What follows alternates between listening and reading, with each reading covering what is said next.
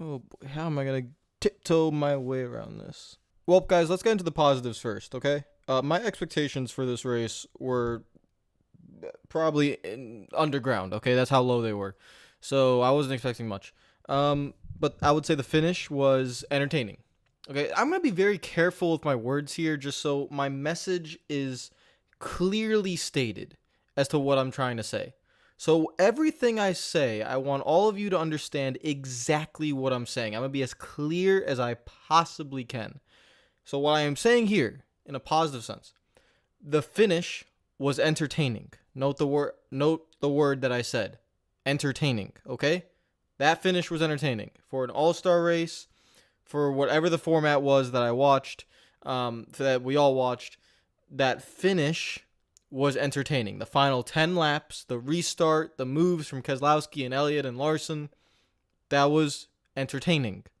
Again, that word, entertaining. I'm not saying anything else. For an all-star race, this was what I have seen all-star races been like for the last 10 years. They kind of, you flirt with the format and you change things up and you try to find a secret formula to get something going.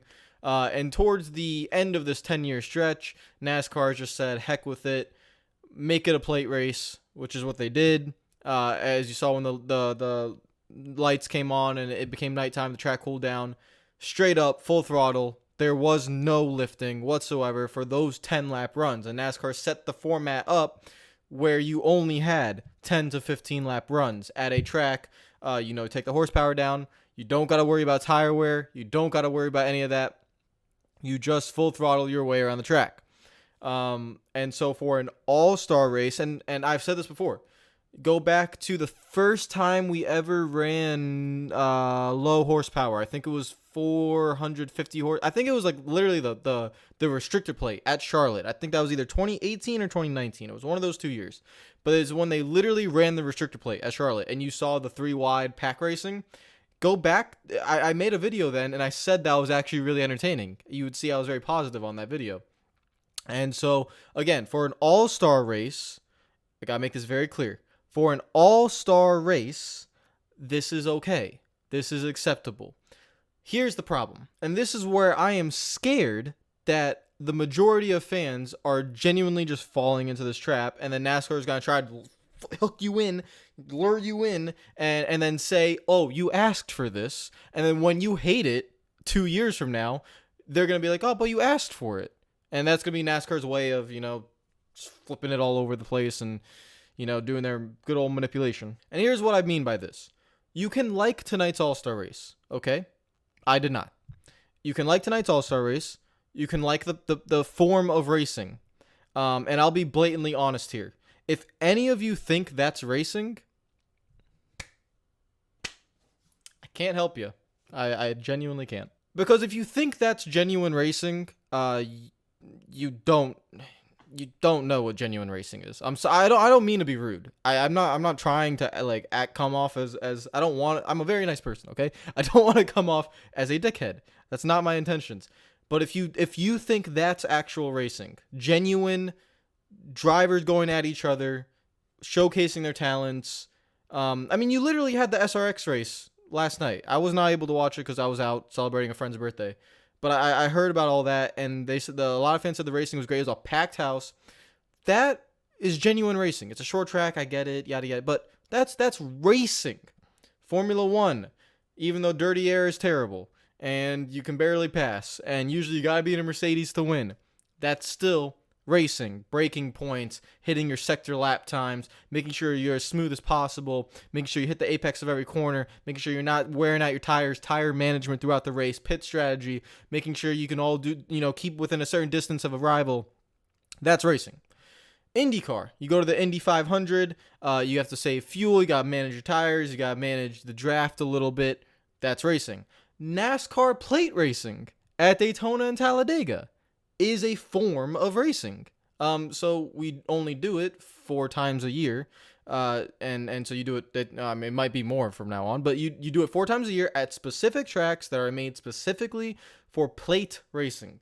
That's pack racing. It's very dangerous, but it is a form of racing. And then you have short tracks, and you have, within NASCAR, you have short tracks and you have speedways, and then, that's racing. What you saw today ain't racing. And here's what I mean by that. So you're taking that plate racing, right? You're taking the plate racing that you have at Daytona and Talladega, you shift it over to a 1.5-mile track, okay? But you don't have a pack. Watch, and I want you to go back. If you thought that was a good race, go back and watch every restart. There was plenty of them. I don't even know how many there were. Watch every restart. Watch the second lap entering turn 1. And watch the second row of cars on back. Just watch that, okay? It's not racing. Whoever's 3rd, 4th, 5th, 6th, 7th, see ya. Bye. You're going backwards. All right? And that's just because you how do I explain this? You can't manipulate and manufacture full throttle racing at a track where it's not meant to happen with a car that only goes 175 miles per hour. That's just not NASCAR.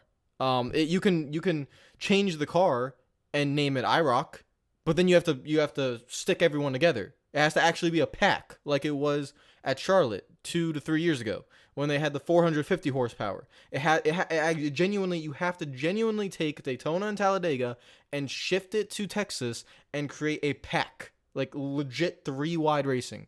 What you saw today is something oddly in the middle that you just, there is nothing I mean, heck, for 3 laps you were entertained. After that, it was over. I mean, and this is why, guys, I'm talking about it this way. This is why I'm upset.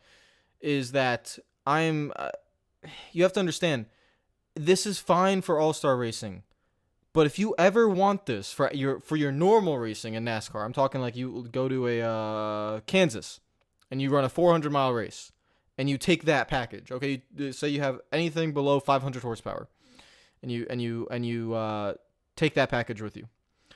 I promise you, it will be the worst racing you've ever seen in your life. I promise. I 100% guarantee, promise you, with everything in I have, it will be the worst racing you've ever seen in your life, unless they do something like 450 horsepower, restrictor plate only, full throttle, no pit strategy, no tires wearing, and you have Daytona reincarnated into Kansas. That would honestly be a better form of racing than what you have now, because at least it's a pack race. What you have here is cars that all go the same speed at a track that is atrocious, and so you just have a crap fest. Again, I want to make sure that I'm very, very clear in my words. For an all-star race, because NASCAR doesn't care about it anymore. I mean, we have the things I saw today. We have a live concert during the pace laps. I don't know. To be fair, there isn't really a lot of anything else to talk about, so I understand, maybe, just have a pre-race concert, okay? All-Star Weekend is no longer really a thing. Pit challenge, the pit stop challenges, on the Wednesday of the All-Star Weekend, that's gone, or Thursday of the All-Star Weekend. Qualifying for some reason this year did not happen. I'm not in charge. It has something probably to do with COVID or something, but that did not happen. So the whole, come down pit road, 4-tire stop, no pit road speed limit, that was pretty cool. Qualifying, nope, that didn't happen. So you just had some random all-star race weekend, and they have this. But if you and the reason why I say this is because we've seen it happen over the last few years. If you think you want this in the long term, I don't know what else to say to you other than you are sorely, sorely mistaken. And that's not like an opinion that I'm trying to enforce my opinion on yours. Like, because I don't like the racing, you shouldn't like the racing. I'm not trying to say that. I'm warning you, if you think you want that in the long term, I mean, you want that at all your 1.5-mile tracks. You want your Coca-Cola 600 to look like that. So a 4-hour race looking like that, without the stage breaks or without the 15-lap ends. So you want like the 45-lap runs, and with no tire wear. okay? Full throttle the whole way through. Where Goodyear just has to build a rock hard tire, so the tires will never wear, no one will ever have grip, you'll all run the same line, and no one will pass each other because you're all going the same speed unless you have some sort of momentum run from somewhere behind. And then eventually the field ends up being spread out, but everyone's going a lot slower. That will be what you get if you tell NASCAR, oh, we really like that today. Can we get more of that, please? That's what you'll get. I'm warning you right now. I promise you anything I have in my life, that is what you will get. You will then not like it. And then 2 years or 3 years from now, you will come back and go on Twitter and be like, your package sucks, NASCAR. How dare you do this? And technically, it would be your fault, the fans, for saying, hey, this was actually pretty good. I really enjoyed this. I might want to see more of this. They will listen to you. They'll do that because it works into their long-term plan of wanting more OEMs, lower horsepower, try to get other OEMs in there. It all works for what they want. So they're going to listen to what you want. Then when it all goes wrong, they're going to say you said that. That's how it will play out. So I'm warning you right now. Please just be careful when you say you like the All-Star race. Be careful with the situation that it was. Don't go overboard on it. That's all I'm going to say about that. I don't think I could be any more clear than that in terms of how I thought about the All-Star race. As an All-Star race, I would love for the what's the word? For the love of the all, the prestigiousness of the All-Star race to come back. I think what I saw today was just a lot of experiments. I mean, like, I don't know what I don't know what I watched. I don't. It's like an identity crisis. That's the best way I can actually say it. I don't know what I watched. I've been watching NASCAR since I was like 7 years old. I know what NASCAR is. I'm 24 now, all right? It's been almost 2 decades of me watching NASCAR. I genuinely don't know what NASCAR is when I watched that race. Like, someone came to me and asked me, hey, Milad, what's NASCAR? Explain to me what NASCAR is. Okay, so like, what's IndyCar? What's IROC? What's SRX? What's Formula One? What's football? What's basketball? What's soccer? What's, what is the identity of something? Okay, how does it work? You ask me today from that race, and you ask me what is NASCAR. What do I say? I used to say, fast race cars, a lot of horsepower, short track racing, beating and banging fights, a lot of entertaining racing. Make fun of Formula One because we actually have multiple different winners and we have awesome drivers and that's what I would usually say about NASCAR. Today, well, I mean the cars aren't very fast and I don't know. I mean, I guess the beating and banging and side by side still there, but it's just very different. And yeah, I don't know. I don't know. And it's so weird because I only say this when we go to this package at this type of track. Watch, anytime we go to a short track, I'm genuinely content and happy with the product. And I think most fans are. So why do we keep trying this? I don't get it. Like, I just don't. I don't understand. Because I think the message is clear that fans, the majority, now I'm not talking, like all, but the majority would like to see fast race cars, like cars that can actually go pretty fast, that have power, that would be nice. That's why we watch racing. I'm not going to go take my stock Toyota Camry and go put it on a racetrack at 130 miles per hour, right? Like, we want to see fast race cars. And we want to see beating and banging and fights, and, well, not necessarily fights, but, like drama, entertainment, short track racing, close racing, drivers being able to showcase their talents. And what you're getting from this style of race, in the best way that I could say, is a tricked version of close racing. Is that the best way I can put it? It's close. But close doesn't mean good, like There's layers to it. There's layers into what you want to see in a race. Why am I so critical about it? Is because I want NASCAR to be literally the best product that it could possibly be. And I want it to move into a direction where I feel like the sport would be healthier in the long run. So why am I so critical about, so why am I taking it so seriously about just the exhibition all-star race? It's because these things matter. When NASCAR was in its prime a decade ago, I mean, a little over now because we're in 2020, so a little over a decade ago, things like the all-star race were serious. Like, this was a big event. The prestige around it was big. The racing was not always the best. Please go watch during NASCAR's prime day or prime years. Watch the all-star race.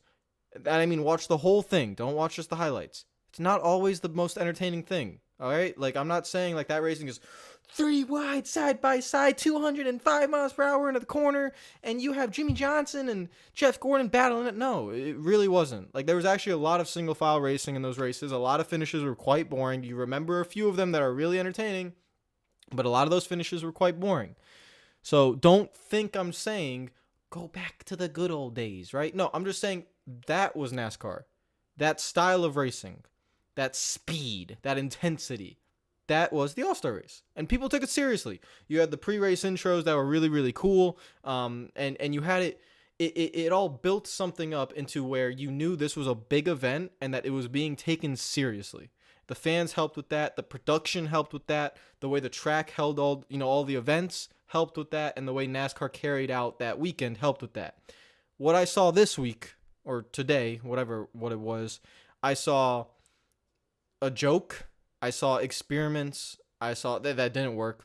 I saw not really taking this thing seriously, trying to enforce a style of racing that is not racing, and just a lot of gimmicks, a format where literally every fan had no idea what was going on.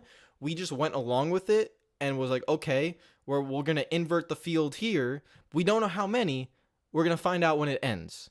So literally, before you watch this race, you don't know what's going to happen with the own format of the race. You don't know how many people are going to get inverted. You don't even know like where everyone's going to be towards the end. You don't know as a fan. You genuinely have no idea.